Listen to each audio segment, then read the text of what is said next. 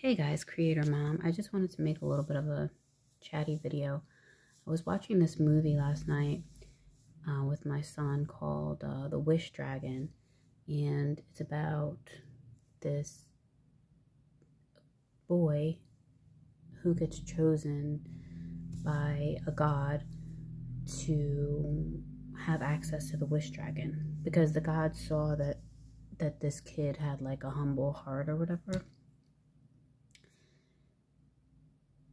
Simultaneously, the kid was in like poverty.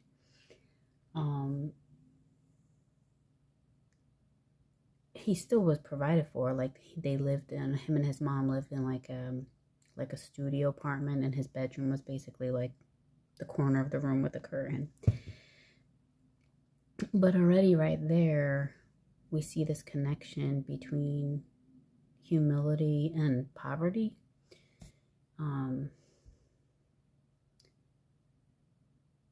I don't know if in movies they draw the connection between humility and wealth. There's always a connection between someone being humble and poor or someone being prideful and wealthy, unfortunately. So, yeah, he was chosen to get the Wish Dragon. He could make 3 wishes.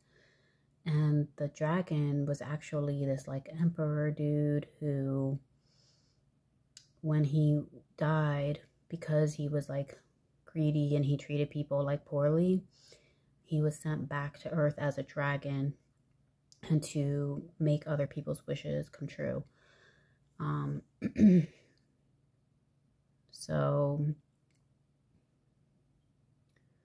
I guess to teach him humility, I don't know.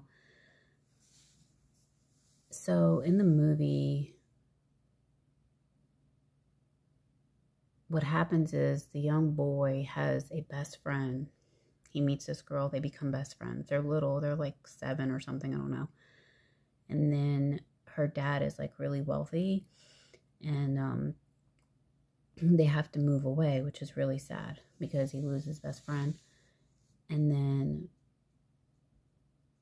the girl's dad, they move into like the newest city that's developed, but the boy always wanted to reunite with her. She forgot about him, but he never forgot about her. And when he got, so one of his wishes from the Wish Dragon was to be reunited with her. But then I think they kind of like obviously fell in love or whatever, but she couldn't be with him because her dad was wealthy and they were just part of this like wealthy entourage, and that he was not going to fit into because of his status. So he tells the Wish Dragon, like, it's funny because earlier in the movie, the Wish Dragon is like, look, you're the last person that I need to grant wishes to so that I can go back to heaven. I think that the Wish Dragon had to grant like 10 people's wishes or something. And the kid was the last one. And he's like, look, just stop holding me up here and just ask for money like everyone else. But the kid was like, didn't want to.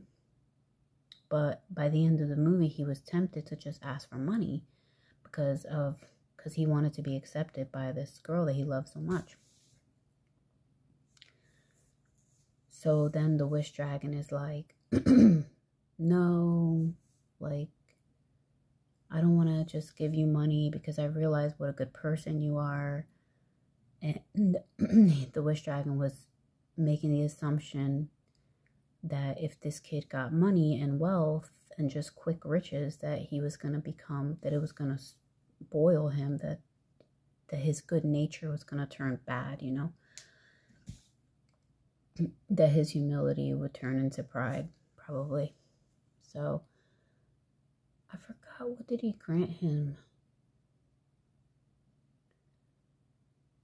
I was kind of falling asleep during the movie, but my whole point was how in movies the parallel is always drawn that humble people come from poverty and prideful people come from wealth. And that if a good person gets their hands on quick riches and they become rich quick, that it's going to make them into a bad person. So essentially, if we subconsciously have these connections in our minds that wealth equals something bad, then how are we going to gain wealth? You know, subconsciously in movies and stuff, humility is equated with poverty or barely making it, so that you have to rely on God for every little tiny need and everything has to be a miracle. Like, this is considered humility. How are we supposed to rise up out of poverty or barely making it with that subconscious like messaging, right? So this one girl that I listened to, Amanda Francis, she says that wealth, and I'm sure other people have said this too, like wealth just amplifies who you are. So if you get wealthy and all of a sudden you have access to more resources and more money, and you become a shitty person, that basically like you were a shitty person already, like it just amplified what was going on inside of you, which makes sense, because I think that maybe people who are still in a lack and poverty mindset, if they have access to quick riches, they will bring that lack mindset into their wealth, which will spoil the wealth. It will, I'm assuming that it may spoil it. And then because you have a lack mentality and you have wealth, then that may lead to greed, because you're afraid you're going to lose it, because you're so used to lack.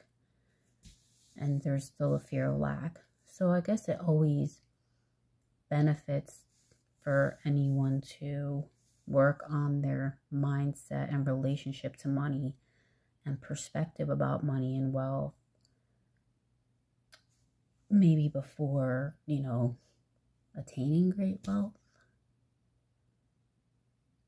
But yeah, I just thought it was interesting, like the constant subconscious programming about how poverty equals you're a good person, good people in poverty, and basically awful people with wealth. And then we're one of those people who are like in poverty, but we want more money. But then we have this negative attitude towards wealth. So obviously, how are you supposed to get something that subconsciously like you hate or like you don't agree with?